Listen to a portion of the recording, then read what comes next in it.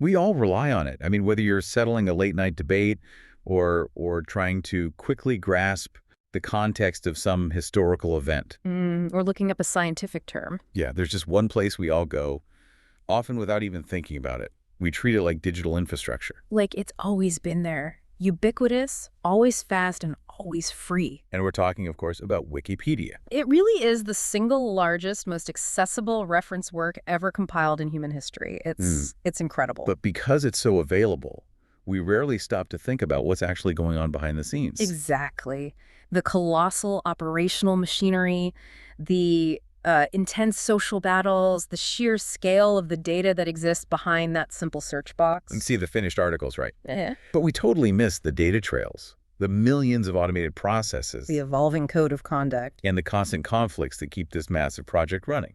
So today we're taking a deep dive into Wikipedia itself. Right, and we're using its own internal statistics, its organizational history, and community dynamics as our primary source material here. Our mission is really to reveal the unseen scale of this global organization as it approaches its 25th anniversary, which is on January 15, 2026. We need to understand the social and technical code that governs this vast volunteer army, and maybe most critically, explore the existential challenges it's facing. Especially with the shifting landscape of internet traffic and, of course, the disruptive rise of generative AI. Yeah, that's the big one right now. So before we get into all the battles and the governance, let's just reset our perception of its size. Give us that initial snapshot of just how massive this thing really is. The numbers are, frankly, mind-bending. Wikipedia is currently available in over 340 languages worldwide. 340. And when you combine all of those separate editions, they make up more than 66 million articles. 66 million articles. That's just,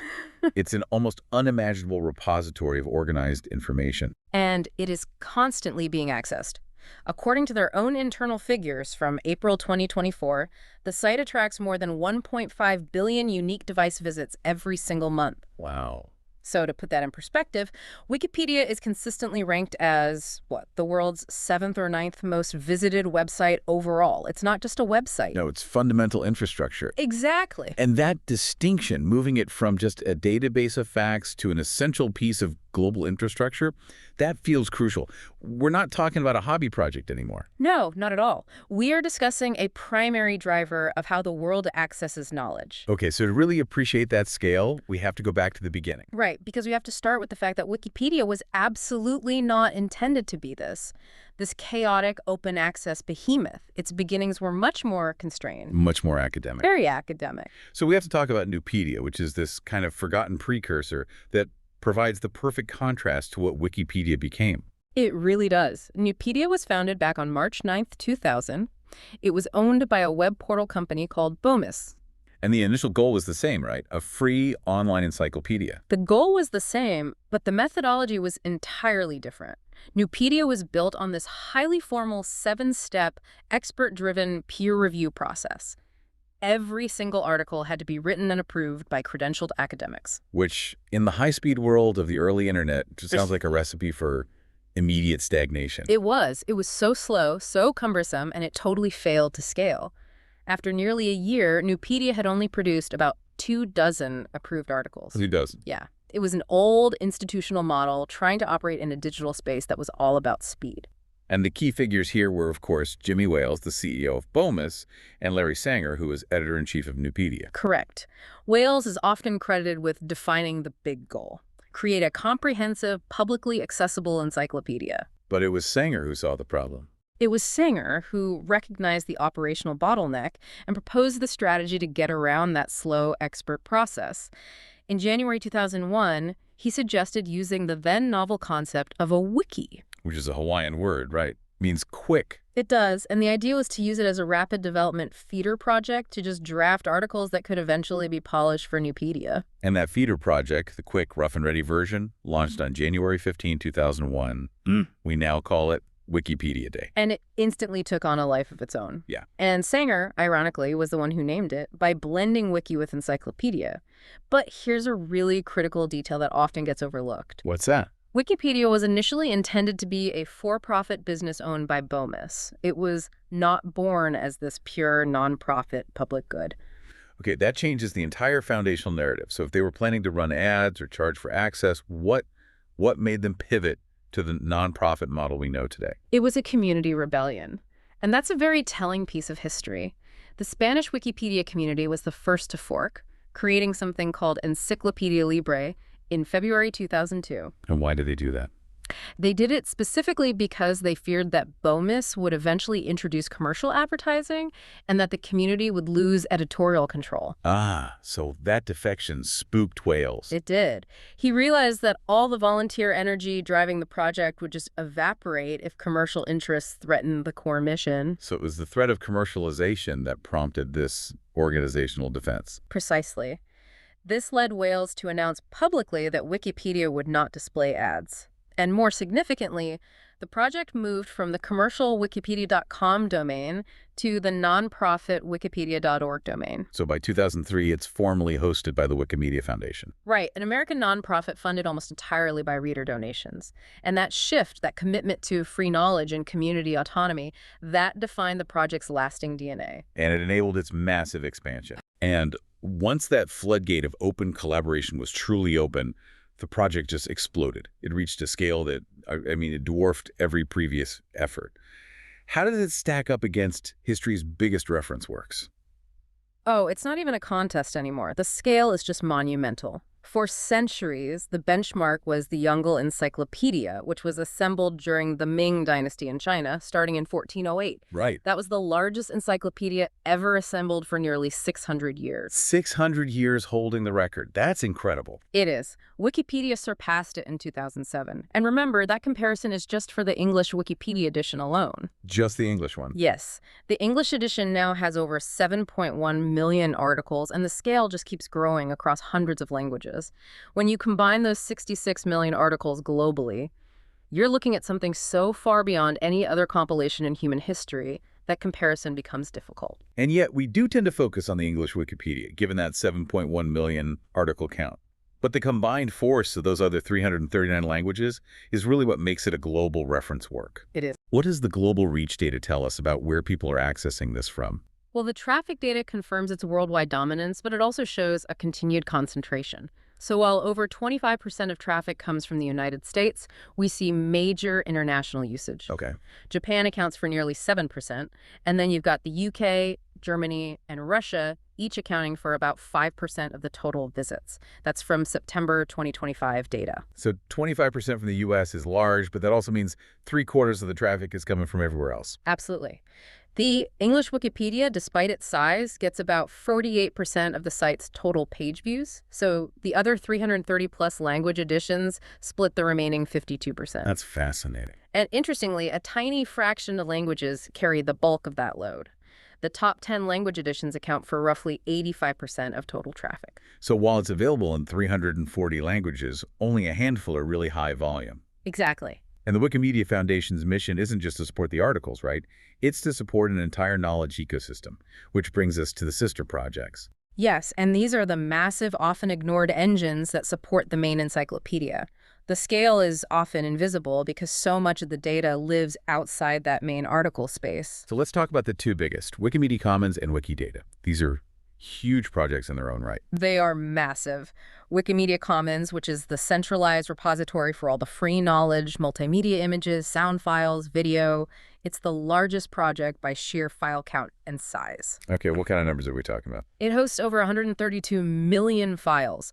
That amounts to roughly 585 terabytes of data. Wow. So every photo you see on a Wikipedia page, every map, every sound clip, it all lives in Commons. So a reader accessing an article is potentially pulling data from the English Wikipedia for text, maybe the German Wikipedia if they change language, and always from Wikimedia Commons for media, all at the same time. Precisely. And then there's Wikidata, Right. which is the structural, editable knowledge base that provides the facts used across all language editions. It contains over 120 million data items. So think of it as the shared spine of structured information. That's a great way to put it. Dates, identifiers, relationships, all the things that all language Wikipedias can draw from instantly. So that structure is what allows a data box on the side of a biography to be updated in one place and then instantly reflected across all 340 language editions. It creates enormous efficiency, and then you have the other projects, many of which are themselves larger than established national encyclopedias. Like Wiktionary. Wiktionary, the Dictionary and Thesaurus Project, has over 8.6 million entries in English alone. Then there's Wikibooks for collaboratively written textbooks, Wiki, quote, Wikisource. It's an enormous layered machine. It really sounds like the Foundation recognized very early on that articles needed a centralized infrastructure to scale successfully. They did. Not just text, but media, structured data, and governance. So the scale of the content is one half of the story. Right. The scale of the activity is what truly reveals the operational demands. We have to look at the velocity. How fast is this encyclopedia actually changing? We've established that it's a constant utility, but what does that real-time activity look like across the whole ecosystem? It's dizzying. Across all Wikimedia projects, Wikipedia, Commons, Wiktionary, everything, there are consistently over 18 edits submitted every second globally. Every second? Every single second. And during that same second, the projects receive nearly 10,000 page views from readers. Wait, 18 edits per second? That's just a staggering volume. Yeah. It means in the time it takes us to finish this sentence, dozens of changes have been submitted. Yeah. Okay, now let's zoom in on the English Wikipedia specifically. Just the English edition sees over 2 edits and more than 4,000 page views every second. In total, the English Wikipedia processed 72 million edits in 2024. Okay. But here's where we have to confront the reality of the volunteer effort versus automation. Bots versus humans. Right, because we tend to envision this crowd of people tapping away at their keyboards. But the data clearly shows that automation is a huge force multiplier here. It's essential infrastructure.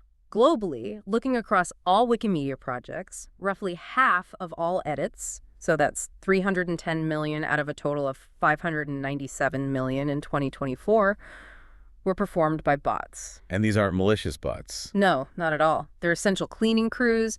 They fix template errors, link categories, run security functions, and enforce basic formatting standards. So half the work globally is automated. What about for the English Wikipedia specifically? On the English Wikipedia in 2024, those 72 million total edits were split.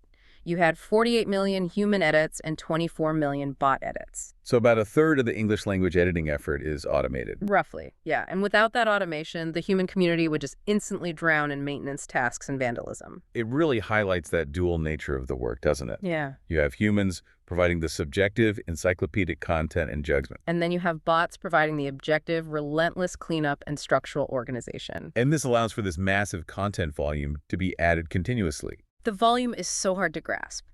In 2024, human editors added 4.3 billion bytes of new text to articles. Okay, what does that even mean in practical terms? Well, if you take an average professional book volume at, say, 500 standard pages, that's the equivalent of adding about 11 brand new 500-page book volumes to the encyclopedia every single day. 11 books per day.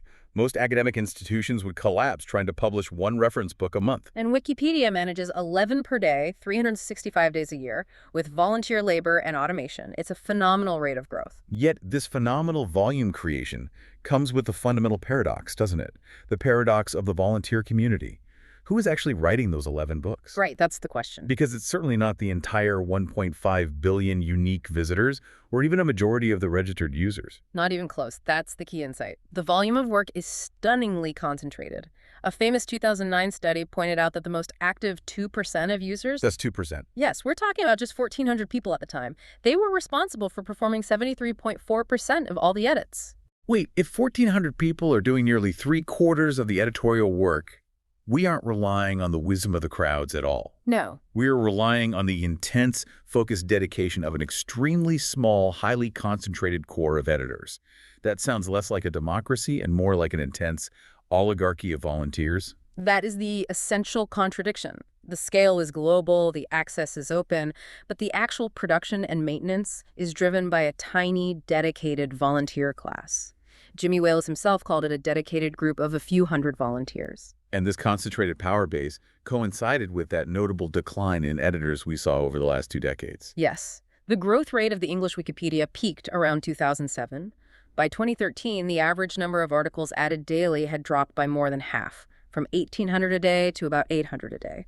This stall, or decline, it's an organizational maturity challenge. What were the root causes cited for that stagnation? It was a few factors coming together. One was just the exhaustion of the low-hanging fruit, all the obvious topics that clearly needed an article. Right. Another was the rise of structural complexity. They called it increased coordination and overhead costs.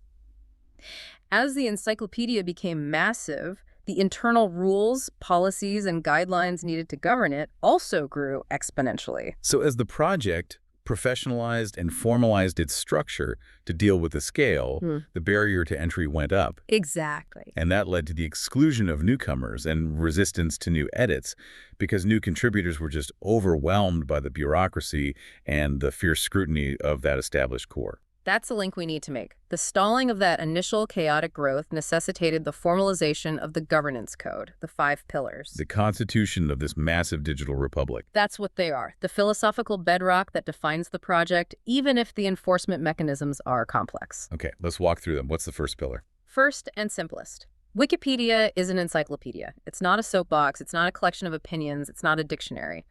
That's Wiktionary. So it must summarize information, not create it. Precisely. The second is the most critical and often the most debated, neutral point of view, or NPOV. This is the big one. This is the policy that gives Wikipedia its credibility. It requires that all significant views published by reliable sources be represented fairly, proportionally, and without bias. You aren't stating personal truths, you're reporting what reliable sources state. Right. And pillar 3. It is free content. This connects directly back to that decision to move to the Wikimedia Foundation. Everything is published under a license that allows anyone to use, edit, and distribute the content, non-negotiable. Got it. And 4. Fourth, editors must treat each other with respect and civility. This governs behavior within the community, trying to maintain a functional environment despite some very intense debates. And finally, the 5th pillar, which is the great paradox. Wikipedia has no firm rules. That one always feels like an organizational joke when you see how many rules and guidelines there actually are. How do they square no firm rules with this massive bureaucracy? The intention is that rules are descriptive, not prescriptive. It means the policies themselves are flexible and defined by community consensus, not by some external legal decree. The rules serve the project, and the community can collectively change them if they stop serving the project. But in practice, applying those rules leads to intense collaborative editing and a lot of conflict. The conflict is legendary.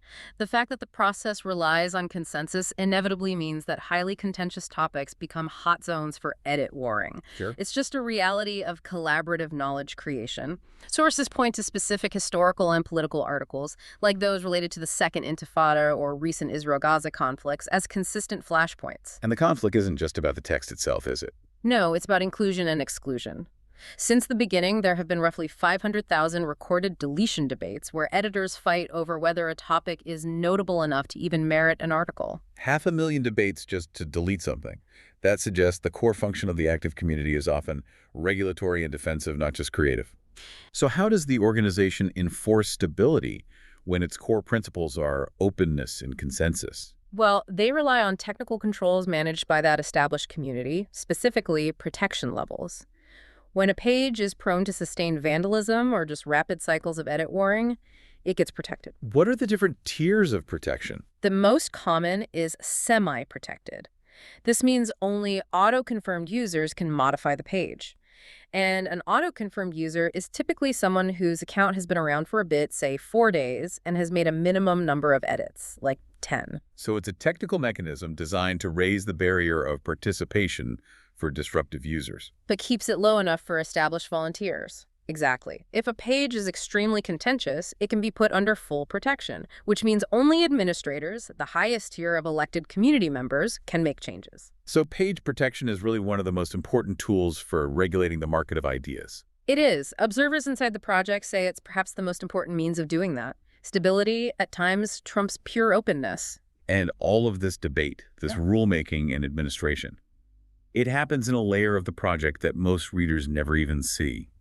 The hidden pages. Right. Most readers only see namespace 0, the main articles. but the English Wikipedia is composed of 11 different namespaces. These are just prefixes used to organize different types of pages. And these internal spaces are the administrative backbone. They are. The critical ones are the talk pages, where editors coordinate and debate the content of a specific article. And there are a lot of them. The English Wikipedia has 8.1 million talk pages for articles, which is actually more than the number of articles themselves, and 2 to 3 million human edits are made annually just to these talk pages. This is the engine of consensus. So the community often spends more time talking about the articles than actively writing them. In many cases, yes. Oh, wait. And then there's the Wikipedia prefix, the project namespace, which is where the entire self-governance machine runs. All the policies, guidelines, dilution debates. This is where the core community lives, far removed from the general reader. For its first decade or so, Wikipedia was really synonymous with controversy about its accuracy. Students were always told, never, ever to cite it. But in the last decade, we've seen this dramatic evolution in the quality debate. The reputation has fundamentally shifted. While those initial criticisms in the 2000s were often justified, due to hoaxes and vandalism, the sheer volume of review and correction over 20-plus years has really stabilized the project. To the point where it's now seen as a tool for good. Absolutely. The reliability has improved so much that it's now frequently cited as a tool for combating fake news, especially because the community can so rapidly update and cite sources on breaking events. Public trust has really grown since the late 2010s. That being said, when we look at the specific metrics, the depth of that quality is extremely uneven. The reputation might be high overall, but the typical article tells a very different story. It's the paradox of the long tail applied to quality. As of 2024, about half of the 7.1 million English articles are still marked as stubs. And a stub is just an article that's too short to provide adequate coverage. Right. The median article, the one right in the middle, not the famous ones, contains only 300 to 350 words. That's barely 13 sentences. So we have this massive edifice of knowledge where half the bricks are still these tiny foundational blocks. Correct. And supporting that shallow content, about half of all articles have 4 or fewer references. So while the highest quality articles are world-class, the overwhelming bulk of the encyclopedia remains shallow, low-reference material. And yet, even with that unevenness, the scholarly community has quietly integrated it into its own research structure. That's maybe the most powerful evidence of its improving reception. As of January 2023, the data shows over 55,000 English Wikipedia articles have been cited 92,300 times in scholarly journals. So researchers are citing Wikipedia in their own peer-reviewed work. Yeah, a practice that would have been unthinkable 20 years ago. It suggests that academics now view Wikipedia as a legitimate tool for quickly finding comprehensive, well-structured summaries, even if they still have to go to the primary sources. Let's pivot to a challenge that the community itself is desperately trying to address: systemic bias. Right. Because the encyclopedia is inherently a mirror of its volunteer editors and the cultural context they operate in. And that reflection is deeply skewed. Wikipedia has been consistently and correctly criticized for an ingrained geographical bias, often called Eurocentric, and an undeniable gender bias. And the data on the gender gap is particularly stark. It is, and it reveals how some of those foundational policies actually perpetuate the issue. Give us the hard numbers on the gender gap as of early 2025. As of January 2025, only 20% of biographies on the English Wikipedia are about women. Just 20%. Which leaves 79.8% of biographies dedicated to men. It's a massive 4-to-1 disparity. Roughly 400,000 biographies about women versus over 1.6 million about men. And that disparity isn't random. It's often linked back to that core governance code, specifically the notability policy. Exactly. The notability policy requires topics to have significant coverage and reliable secondary sources. So if historical record-keeping, journalism, and academic study have disproportionately focused on men in Western Europe and North America, which is a documented historical fact, then the pool of available sources for women or figures from the Global South is just inherently smaller. And that makes it harder for articles about these underrepresented groups to meet the notability threshold, which perpetuates the geographical bias and also recency bias. So the very policy designed to ensure quality notability acts as this inadvertent gatekeeper, amplifying existing societal biases. It's a profound structural challenge. The narratives tend to be skewed towards Western European events in recent years.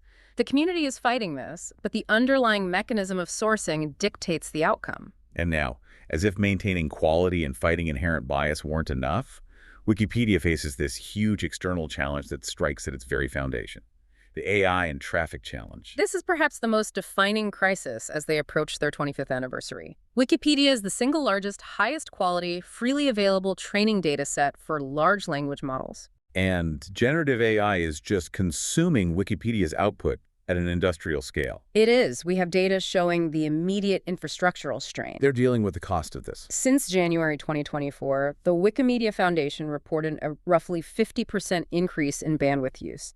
And this explosion is not from human readers. It's from scraper bots. It's from scraper bots belonging to massive tech companies that are training their LLMs using Wikipedia's content. Let's unpack that financial reality for a second. The foundation is a nonprofit funded by reader donations, dedicated to providing free knowledge.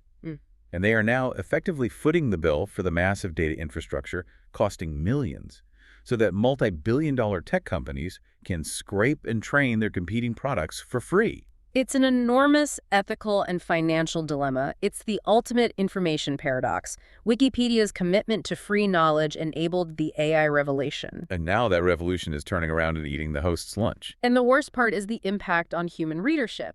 Right, because the 50% increase in bot traffic is driving costs up, while the human click-through rate is starting to suffer. Exactly.